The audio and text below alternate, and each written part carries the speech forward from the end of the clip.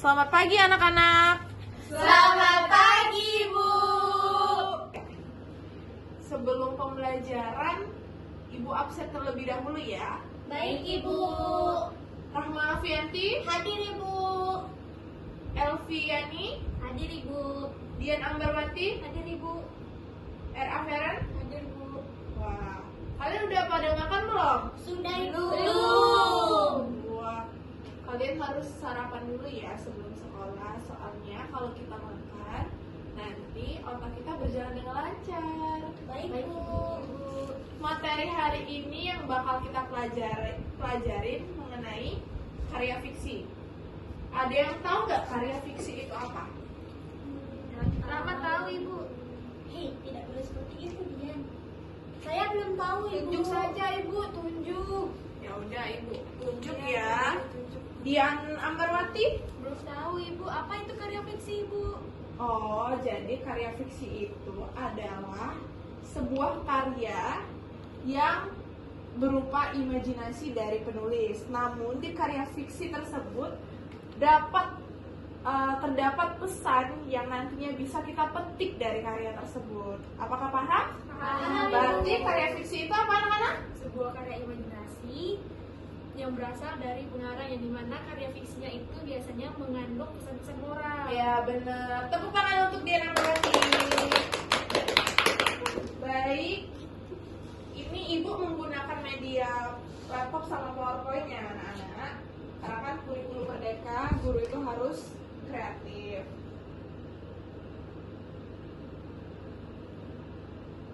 Lanjut yang kedua, ada yang bisa tebak nih? Materi selanjutnya ini mengenai apa? Unsur. Wah, pintar sekali anak Ibu. Yeay, unsur-unsur karya fiksi ada berapa? 4. Apa aja? Yang pertama? Tema, tokoh, alur, latar. Dan yang terakhir? Amanat. Nah, pintar sekali ya Dian ini. Ya, Ibu juara 1 di kelas. Oh ya ampun. Gak boleh sombong. Jadi anak-anak, maksudnya latar itu merupakan Tempat, waktu, iya benar. suasana. Iya. Terus apa lagi? Udah 3 ya? Ya. Yang kedua tema adalah suatu topik yang nantinya bakal ada di karya fiksi. Kalau tokoh dan penokohan nih, apa? Orang. Tokoh itu orangnya, Ibu. Betul. Kalau penokohan? Karakternya, karakter. Benar. Sudah itu. Nah, alur. Jangan Pintar cerita. semua anak Ibu ini. Terakhir amanat. Amanat itu adalah suatu pesan yang disampaikan oleh penulis kepada pembaca.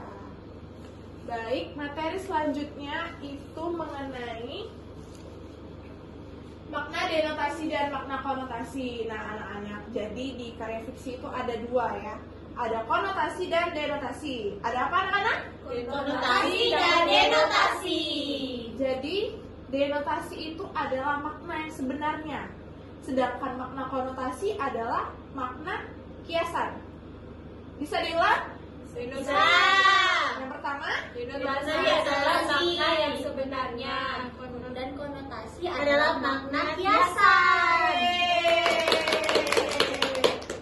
selanjutnya itu mengenai materi menulis resensi. Jadi menulis resensi itu adalah kita itu menulis pendapat kita mengenai karya fiksi tersebut. Apakah karya fiksi itu bagus, ataukah tokoh penokohannya bagus, latarnya tepat, alurnya juga alur maju, mundur, dan amanat yang bisa kita ambil dari karya fiksi tersebut. Nah, itu bisa dikomentari. Oke anak-anak, kalian udah pada paham belum mengenai materi-materi yang sudah Ibu sampaikan tadi? Sudah, Ibu. Nah, kalau begitu Ibu ada latihan. Pada mau nggak latihan? Tidak boleh anak-anak. Ibu mau melatih berpikir kalian. Apakah kalian tadi menyimak apa yang ibu sampaikan? Jadi ini ada 4 orang ya, sebangku, berarti 2 kalian kerjasama semua ya, diskusi. Kenapa? Apa ibu? Mau kan tapi? Ya. Oke, kalian baca dulu ya. Baik ibu.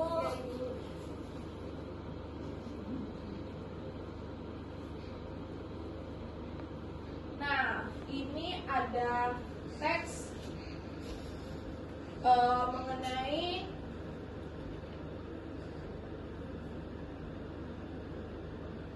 Parki dan alergi telur. Itu lihat, kelihatan nggak di sini? Kelihatan ibu. Ya udah, ibu kasih waktu kalian untuk membaca ya. Iya, Selanjutnya ibu akan membagikan soal yang berisikan latihan-latihan dan kalian berdiskusi kemudian dipresentasikan di depan kelas. Baik ibu. Baik, ada yang mau membaca? Parki dan alergi telur? Saya ibu. Nah, silakan Rahma. Baik ibu. Parki dan alergi telur. Ibu sangat ingin Parki tumbuh sehat dan tinggi.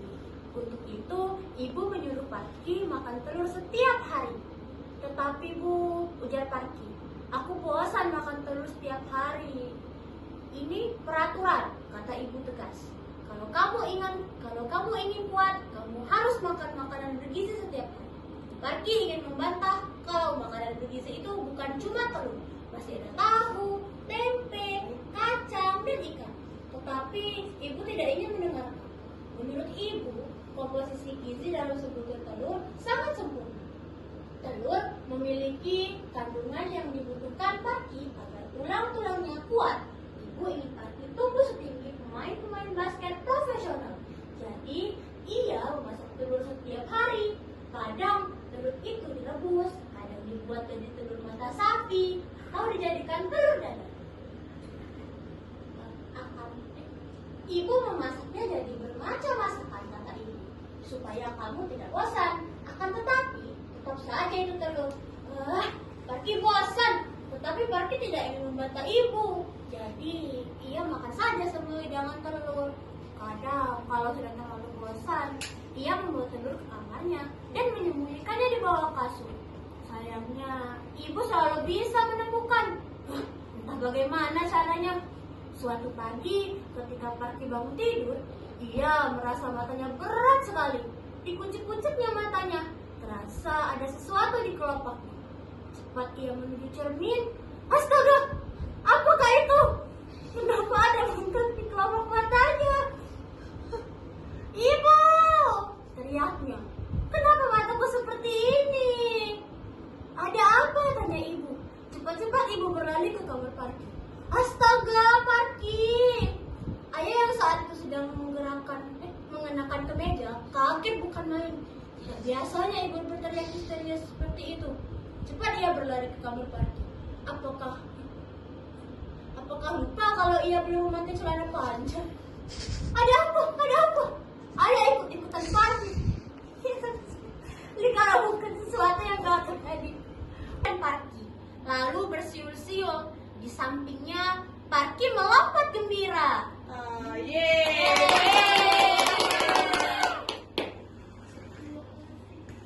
Fitri, kamu dari mana? Aku dari kantin tadi. Kenapa kamu makan ya, Nak ya? Iya belum. Ya udah. Sarapan dulu. Langsung duduk aja ya. Lain kali jangan telat ya. Iya bu, terima kasih bu. Iya. Ini nggak ada kelompok ibu. Masuk kelompok kalian aja ya. Baik ibu. Nah, anak-anak tadi kan sudah dibacakan oleh teman kalian mengenai Parki dan alergi telur. Jadi tugasnya ini bakal ibu bagiin dan kalian diskusikan bersama teman-teman kalian ya. Nih.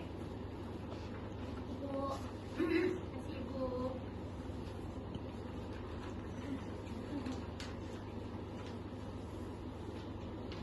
Nah, ini ada lembar berikutnya ya, Nak, mengenai makna denotasi dan konotasi tadi. Kalian centang yang mana menurut kalian makna denotasi dan makna konotasi. Kenapa? Ibu, Ya? nanti nggak bawa pena, jadi penanya berdua sama Rahma. Oh iya, nanti pakai pena ibu aja ya. Gimana sih? Oke anak-anak, silakan kerjakan.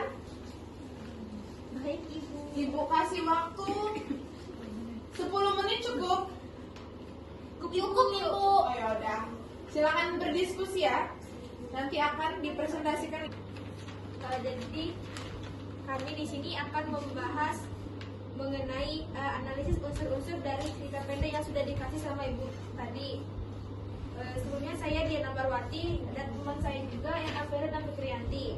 Langsung saja pada tema ceritanya, dari hasil diskusi kami itu tentang pola makan sehat dan dampak terhadap kesehatan anak.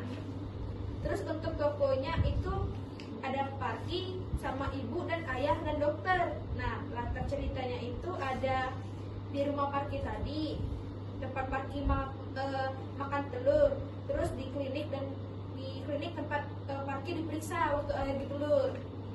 Terus jenis alurnya itu ada alur maju dan amanatnya itu jadi menurut kelompok kami segala sesuatu itu yang berlebihan tidak baik, termasuk pada makanan yang sehat sekalipun.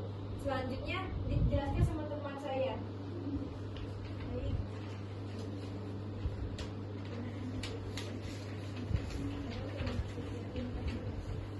Oke, baik ya. Di sini saya akan menjelaskan makna denotasi yang ada di cerita tadi. Nah, untuk kalimat ketika banyak pikiran wajahnya terlihat kurang menarik itu memiliki bangunan denotasi karena menggambarkan kondisi wajah yang secara langsung tanpa menggunakan kiasan. Lalu kalimat berikutnya ketika banyak pikiran wajahnya kusut kain lap. Nah ini kalimat ini masuk kalimat konotasi karena kusut kain lap adalah kiasan untuk menggambarkan wajah yang kusut atau tampak tidak segar. Berikutnya ada kalimat jalanan sepi sekali pagi ini. Kalimat ini memiliki makna denotasi karena secara langsung menggambarkan keadaan jalan yang sepi tanpa adanya kiasan. Kalimat berikutnya yaitu jalanan sesunyi kuburan pagi ini. Kalimat ini ada maksud konotasi karena secara langsung menggambarkan keadaan jalan yang sepi tanpa adanya kiasan. Lalu ada sopir mengendarai bus dengan kencang. Nah, kalimat ini bermakna denotasi karena menggambarkan tindakan sopir yang mengendarai bus dengan kecepatan tinggi secara langsung. Baik, untuk berikutnya akan dijelaskan cepat dengan Fitrianti. Baik, selanjutnya itu ada kalimat sopir mengendarai bus seakan sedang di arena balapan. Nah, kalimat ini berkonotasi karena menggunakan perbandingan dengan arena balapan sebagai kiasan untuk menggambarkan kecepatan yang ekstrim atau sama cepat. Kemudian ada kalimat sekarang aku merasakan akibat keras kepalaku sendiri. Nah, kalimat ini berkonotasi karena keras kepala adalah ungkapan figuratif yang berarti keras hati atau tidak mau mendengarkan pendapat orang lain. Kemudian ada kalimat sekarang aku merasakan penyesalanku. Kalimat ini bermakna denotasi karena menggambarkan emosi atau perasaan penyesalan secara langsung tanpa menggunakan kiasan. Nah, berikutnya itu ada kalimat Ibu Parki memandang buah hatinya dengan cemas. Kalimat ini berkonotasi karena buah hati adalah ungkapan figuratif yang berarti anak.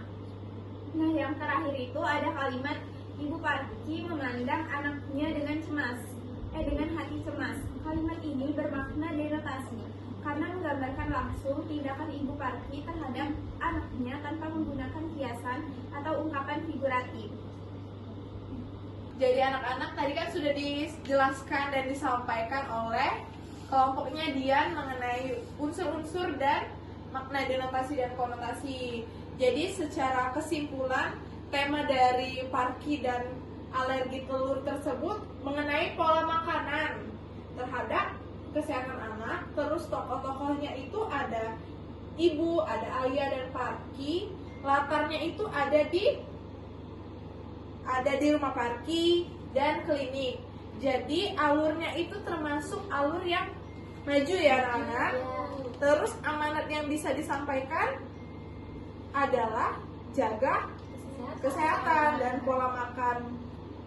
Terus juga amanat yang bisa kita ambil dari pesan di atas adalah segala sesuatu yang berlebihan itu tidak baik. Baiklah, tadi denotasi sudah dijelaskan juga oleh kelompok Dian dan kelompok Pipit. Jadi kesimpulannya, jika makna denotasi itu makna sebenarnya dan makna konotasi itu makna kiasan. Gak mungkin dong kalau emang muka kayak lap apa? Emang muka kita kayak lap? Enggak kan? Berarti itu termasuk makna konotasi.